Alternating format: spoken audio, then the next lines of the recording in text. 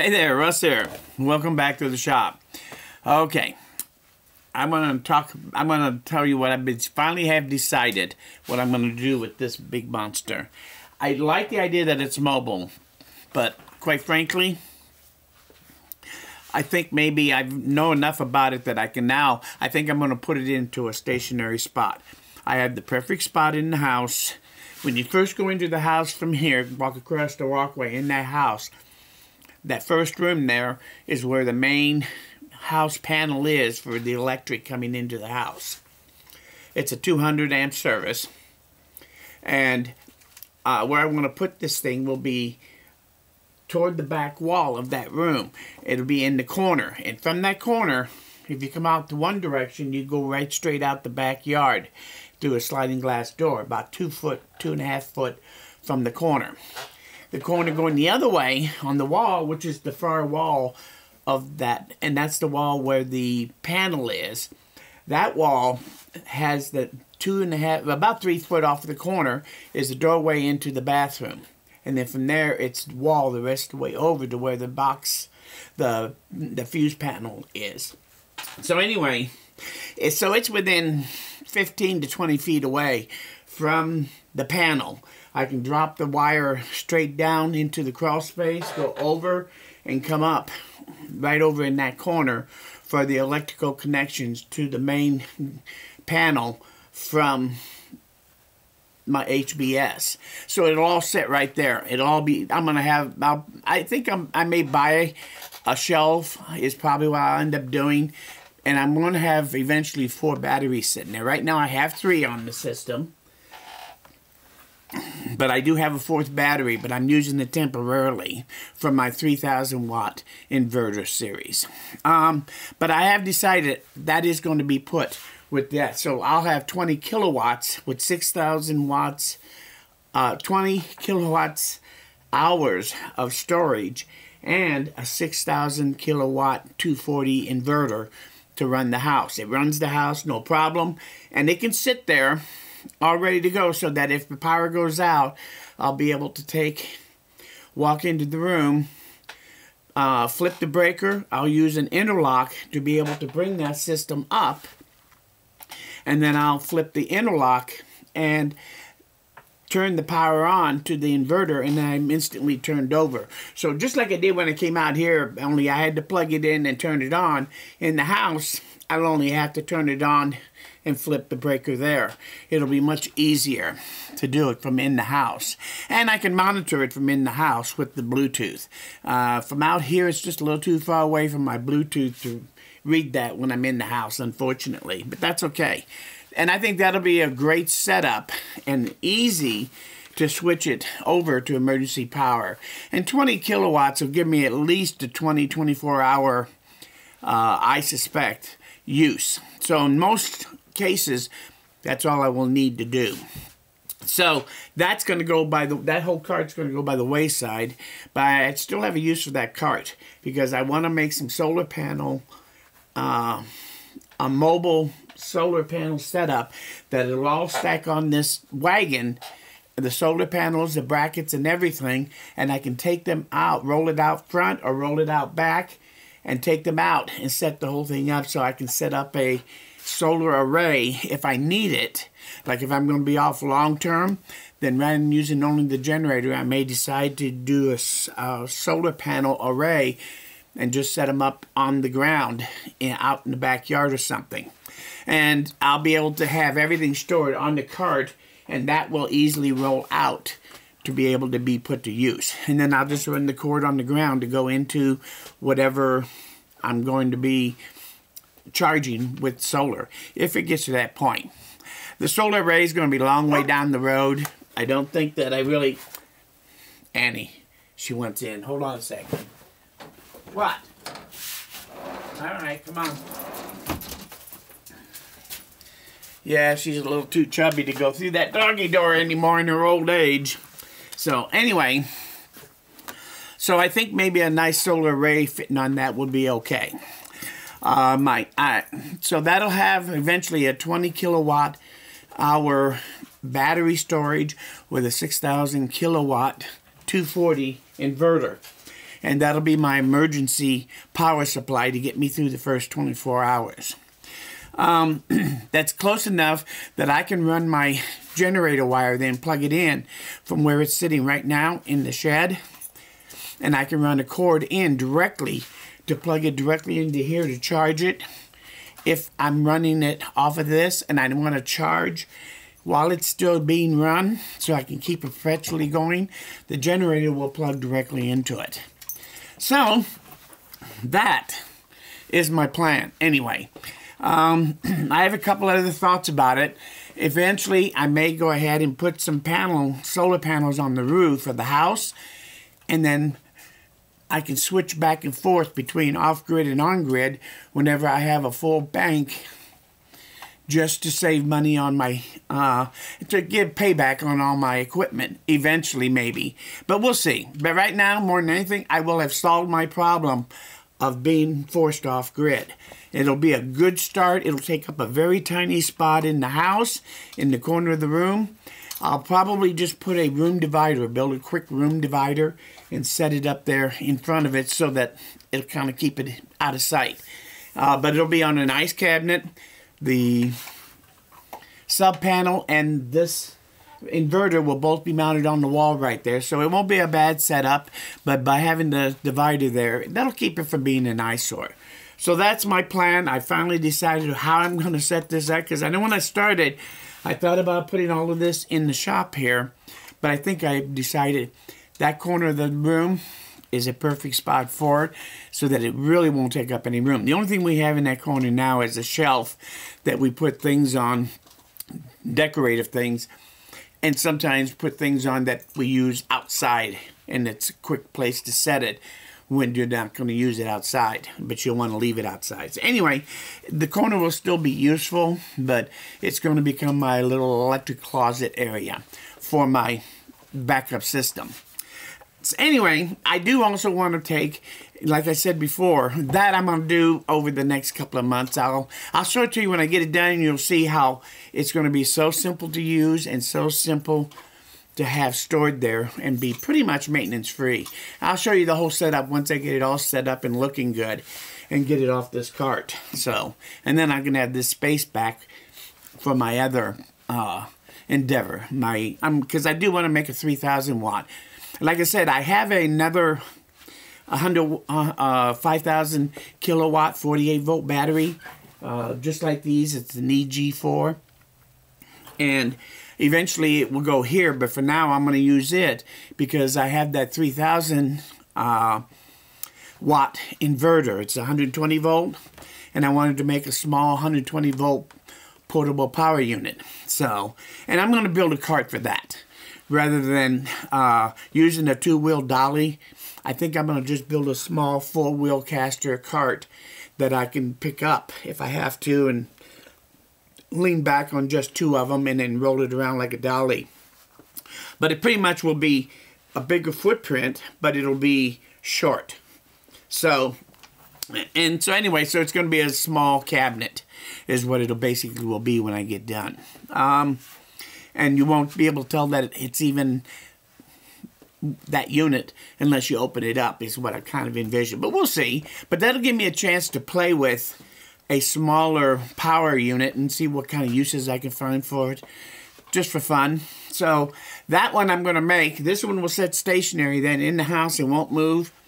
And it'll be there only for emergencies. Rather than me using this to play with, it'll sit there. Now, I will say, money-wise, this unit with all four batteries, that inverter, and the accessories that I'm going to use, I'm going to have to put a sub panel in there, I will still be under $9,000 for my backup system and my generator all set up and ready to go and supporting the house. So I think to have that all done and be under that kind of money is not too bad.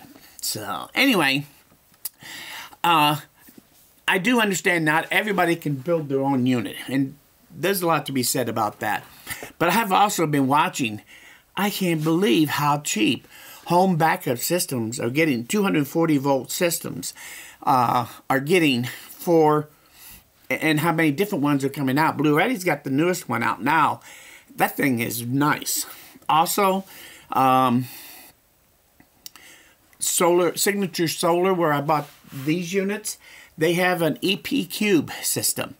That ain't bad, and for about $13,000, you can get pretty much the same thing as I have here in a nice battery stack and a wall mount. That everything looks really much nicer than what this does at this point. But their system is very streamlined, and it's not a bad way to go to set that in the corner, and you wouldn't even have to cover it up because of the way it all looks. Maybe eventually I'll do a cabinet for this setup, but we'll see. But at this point, that iCube is actually pretty well priced compared to all the other units out there, like Bluetti and the EcoFlow. So you might look around. You can go to a system like that, and you'll spend $4,000 or $5,000 more than what I will have spent for getting about the same amount of power. But at least you don't have to have any electrical knowledge. In fact, you can set it up like I did, and that's what makes this system so easy. Rather than going with a transfer switch or some kind of auto switch over, I do have to manually throw the breakers. No big deal, less than 5 minutes work to switch it back and forth. But I do have a lot more flexibility in doing what I'm doing with this, but you can do it with the other if you don't have the electrical power. I'm sorry, I got off track. But you do want to use, I would recommend using the 2 outlet setup like I have over here. I don't know if you can see that or not. Not really. Oh. This one's in the way. But I have the 2 outlets over there. The 240 outlets. They're the L30, the L30, what is that? The L1530P and 30R or something like that. It's the generator plug-in, the standard generator plug-in that you get. Anyway, I put one of each, a male and a female, and depending on whether I'm charging the system up or whether I'm plugging in to give power to the house, that's why you have 2 separate plug-ins for that. Because one's for backfeeding, the other one's for charging up the system, the battery system itself instead. I would set that same setup in the house is what I'm going to do, so that I can just plug these units. I'll keep the same cords and everything, and I'll plug the units into the outlets right in that corner, so that if I need to, I'll be able to plug the generator directly into the house instead in that same outlet. If for some reason that goes down and then I have to work on it and I have to run off the generator directly in the house, I'll still be able to. So you get some flexibility. If you go to the 2 outlet system, it makes it real easy for you to plug any plug-and-play unit in. So the only real electrical work you have to do is have 2 of those outlets, one of each, put into your panel, and then have them put on their dedicated circuit breakers. The one that is for the input, when you want to backfeed your house, that one should be on an interlock so that you can't turn it on unless the main power is off. That way you won't mess up and backfeed onto the grid. But it's a very simple setup, very cost effective. You can have an electrician come out and do that, and it only costs you $200 or $300, I would think, to have him install those.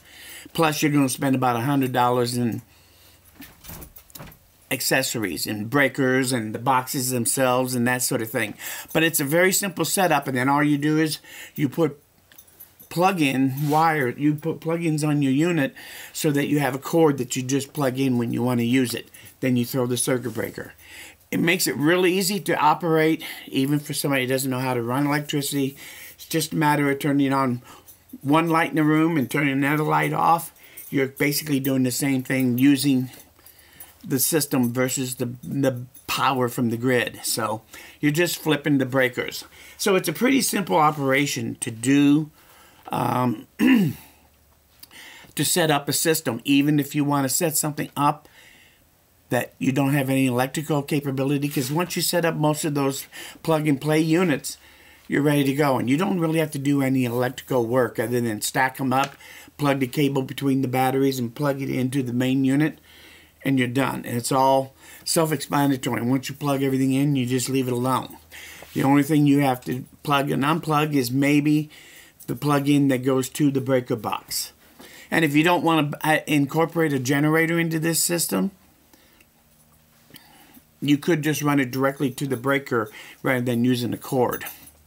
But anyway, that's neither here nor there. The idea is that is a very simple setup. And then you can plug anything into it that you need. Either I can plug my generator in, I can plug this HBS in, or I could take my other HBS that I'm building and I'll be able to plug it into the same outlet to backfeed the house if I need to use the 3,000 watt inverter setup instead. So I've got a backup for my backup for my backup, just like in the military.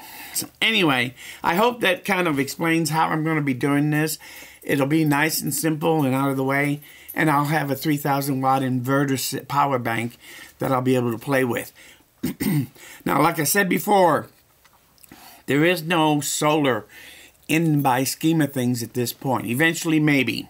But right now, I don't really even see a need for that. I'm only wanted to back up when the power goes out, because I got a lot of money wrapped up in my fridge and refrigerator and freezer. I have it gets cold up here, so if it goes out in the winter, you gotta be able to run your furnace. I'd be able to survive and hunker down in my house if the power goes out. And that's all I really wanted to accomplish. So anyway, if you have any questions, any thoughts about how to make it better or different, let me know. I am going to make that other one still to get it all, to give me something to play with and to use out here in my shop. Because a lot of times I'll be running my shop strictly off of that. And I may put a small solar array just to operate that. Now, real quick about that battery, because I do have that 400 amp hour battery, a 5,000 kilowatt battery, the same as those three, and I'm going to use that temporarily with the 3,000 inverter just to get it up and going. But one of my projects this year, as I mentioned, is I want to buy a DIY battery box kit, something around a 15 kilowatt hour. You can do that and I can have 15 kilowatts of power in one box for about $2,400. And when I think about it, I paid for 15 kilowatts for those three batteries. I got closer to $4,500 wrapped up there. So $2,500 for a 15 kilowatt battery, 48 volt. That's a pretty good price. So I'm going to have to make that. And once I've got that built, then that is the battery I will use with my 3,000 watt inverter. And then I'll take that fourth battery and then incorporate it into this system so that I have a full 20 kilowatt hours. Now, I also, just so you know, I have some learning to learn. But I would like to be able to take this battery pack, roll it up next to this battery pack, which will be in the house, and plug the batteries in directly to each other so that I can instantly turn that 20 kilowatt system into a 35 kilowatt system, because this will have 15 kilowatts, the 3,000 watt one.